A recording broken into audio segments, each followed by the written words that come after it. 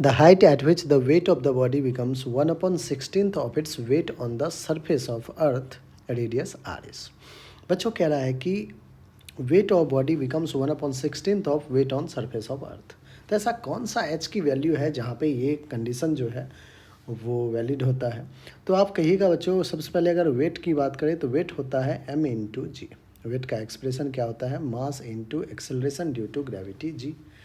तो कह रहा है कि the height at which weight of the body becomes, let's say at any height h, let's say at any height h, at any height h, weight of the body will be 1/16 of weight on the surface of earth.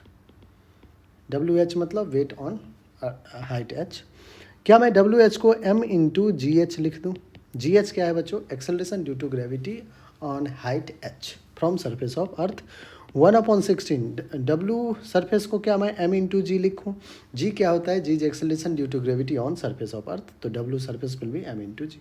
क्या बच्चों यहाँ से मास ने मास को cancel out कर दिया. That means g h is equals to g/16. यही तो एक्सप्रेशन आ रहा है. अब g at any height h, ये आपने variation of acceleration due to gravity with height में पढ़ा है कि जी एच क्या होता है बच्चों? G h will be g times of r upon r plus h का होल स्क्वायर. ठीक है. क्या मुझे जी एच की जगह पे लिखना चाहिए जी times of r upon r plus h का whole square is equals to g/16. जी ने जी को कैंसिल आउट किया. बच्चों are upon r plus h का जो होल स्क्वायर होगा वो 1/16 होगा. क्या मैं 1/16 को 1/4 का स्क्वायर लिख दूँ? बिल्कुल लिख सकते हैं. क्या स्क्वायर रूट स्क्वायर खत्म, सॉरी स्क्वायर स्क्वायर खत्म. R upon r plus h जो आ रहा है वो कितना आ रहा है? 1/4.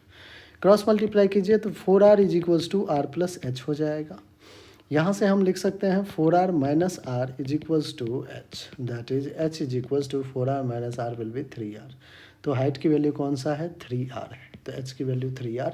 ऑप्शन फाइंड आउट करते हैं बच्चों. H is equals to 3r हमारा कौन सा ऑप्शन है? फोर्थ है. और फोर्थ ही हमारा क्या है? बिल्कुल करेक्ट.